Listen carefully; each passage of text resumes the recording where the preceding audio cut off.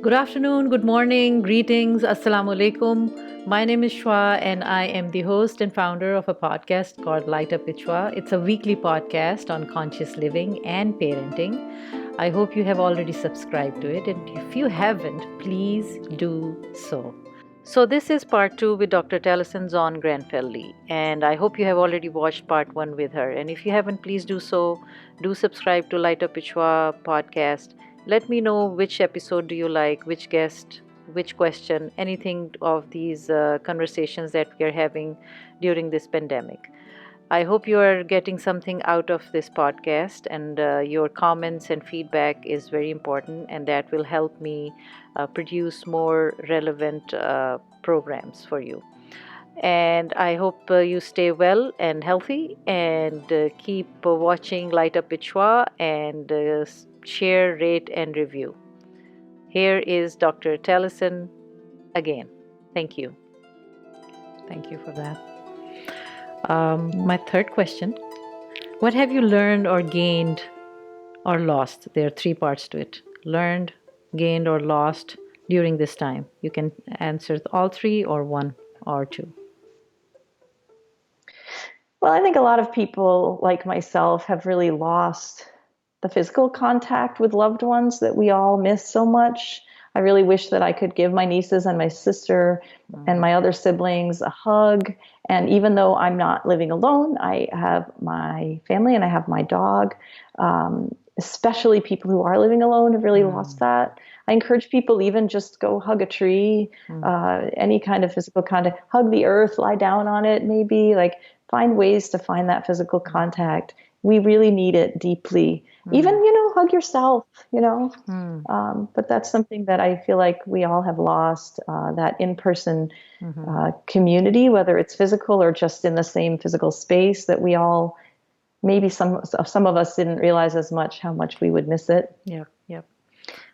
So there is that. But for me, there's also been a lot of amazing blessings in terms of how many things have gone online, which has enabled me, for example, to attend the funeral of one of my friend's parents who passed away. Okay. It's enabled me to connect with communities around the world, like my friends in Switzerland and my friends in Cornwall, who they were doing things before, but they hadn't been doing them online. And so I wasn't able to join. And now that they're doing them online, I'm able to join. Yeah, Every morning and every night I play my piano, and sometimes now my siblings join me and we sing together, and that's something that we didn't do before. Online. If we were living in the same place, maybe we would have done it. Yeah. Exactly. Yeah, they join me online. Oh. And so I do think that that is one really beautiful aspect of resilience, that we are finding ways, like you and I right now, we're having an interview that's not in person. Yes.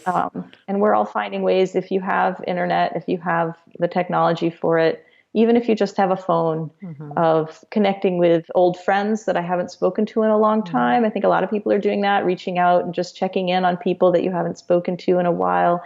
And that's a beautiful thing. Yeah. Thank you for that.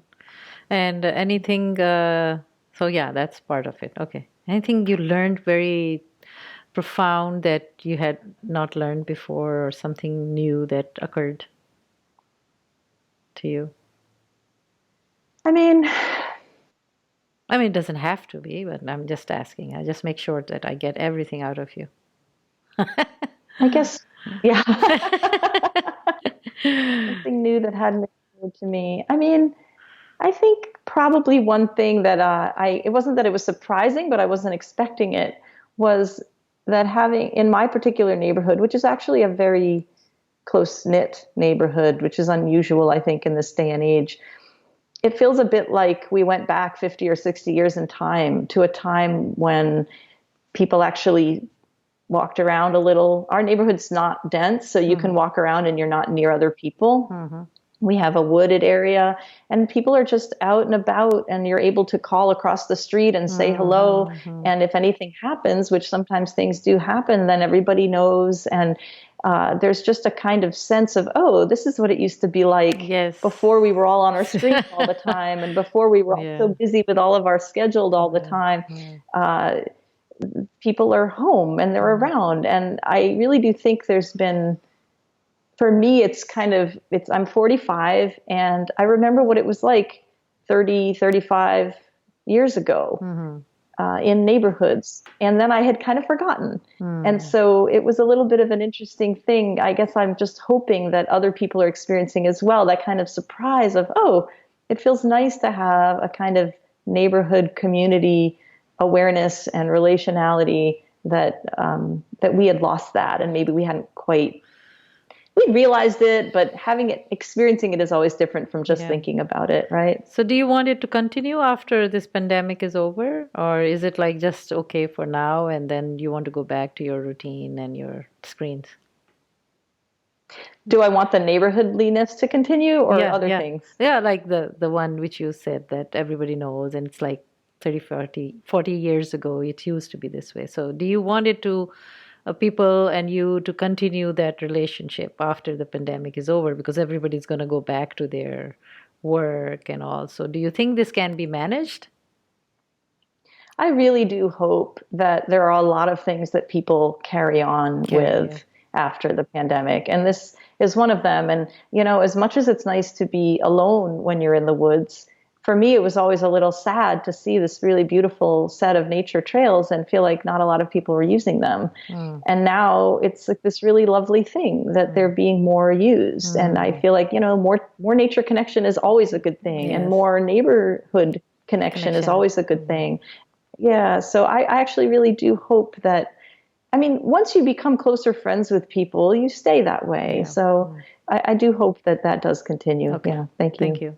Yeah. Let's hope. How do you envision the world after this is over?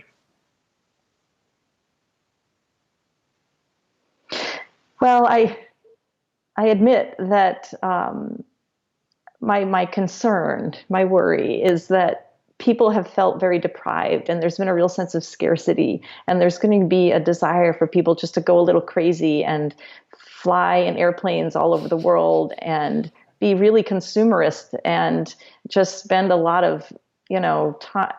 If you have the financial means, not consider at all about what maybe we could have learned from this, which is a different kind of abundance that maybe look at all of the money that we actually apparently had. And my vision, which is my hopeful vision, is that we will say, hey, this could happen again. Why don't we build a more resilient society together? Let's come together and actually figure out how to make that happen. Let's listen to the people who are talking about the Green New Deal. Let's make this happen for every community. Every community deserves to be resilient in the face of the next pandemic, the next superstorm. So that's my vision and my hope, that those people who have that voice will end up carrying the day in terms of what happens after the pandemic, and that even if people want to have a big party, then we don't just go back to business as usual. We try to create and build something new and more resilient together. So this, you're talking about United States, that this is where we live and this is what you're hoping. Can you envision something for the world as well? You don't have to, because this is additional part B to it. Well, like I said, what started out as the Green New Deal has now been envisioned as a global Green New Deal. Okay. And we really are one global village. It's not, these lines we draw are artificial separations. And every dynamic that the Green New Deal addresses is also a dynamic on a global scale, sometimes even more dramatically so. The people who are suffering the most here, and then you look at the global scene of who is suffering the most from things like pandemics and climate destabilization. We're really, look at migration. This is something that affects everywhere now. Yeah. And so my hope and my prayer is that the whole world can come together and embrace this idea of global resilience, and it can be strong enough to resist the forces of oligarchy and greed that are really incredibly strong. So it really will take an enormous amount of coming together and political will of the common people. That's my prayer. Thank you. Definitely for the whole earth. Thank you. Look at the skies, Shwa. Look at the seas. The seas don't stay in one place by Massachusetts, right? They flow all over. We have one ocean, we have one sky. So we're all connected. That's a good point. Yeah. Good. Thank you for giving that vision. All right. What I is agree, the, my vision. yes, thank you. What is the first thing you will do once coronavirus is all gone? I know you said somewhat to it in the beginning, but any more, specific things you want to do? I mean, I think I would probably just get in my car and drive to my sister's house. I'd And probably be crying the whole way. And then I would just hug her uh-huh, and hug her until we uh-huh, got too hungry to, uh-huh. so we would just go cook some food and eat it together. And isn't that what life is really all about? Yeah, yeah, Table fellowship, yes, sharing, yeah, you know. And I hope everybody can just find somebody to hug, yeah, even if it's not human, yeah, somebody to hug yeah. and somebody to share a meal with. That's sort of Absolutely. the heart of life. Yeah, yeah, right. Thank you so much for your thoughtful replies.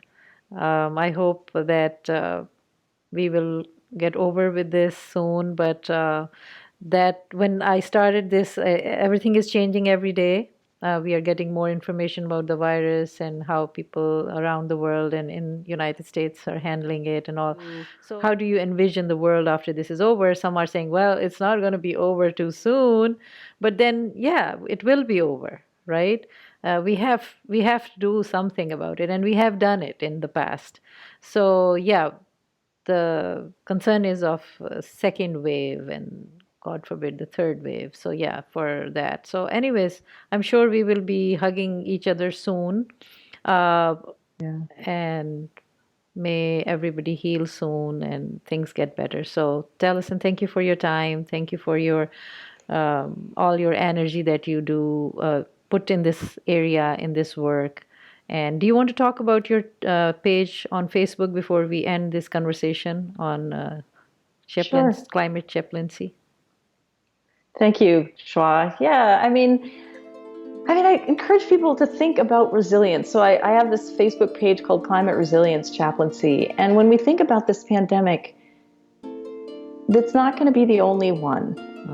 Whatever it is, right? There's going to be another pandemic. There's going to be another major weather event that will affect all of us. How do we want to feel about that? Do we want to feel like we're just being battered and bashed from thing to thing? Or do we want to feel like we have resources for resilience so that we can stand up tall and face what's coming with our heads held high? And that's my hope, is that we can try to learn and practice resilience. So this is an invitation to come to my Climate Resilience Chaplaincy Facebook page, or obviously listen to any of the things that I've spoken about with Shwa on her podcast, and also just find your own ways to build resilience for yourself and for your community and for your ecosystem. Yeah. So thank you. Welcome. All right, everybody, stay safe, stay happy, stay healthy.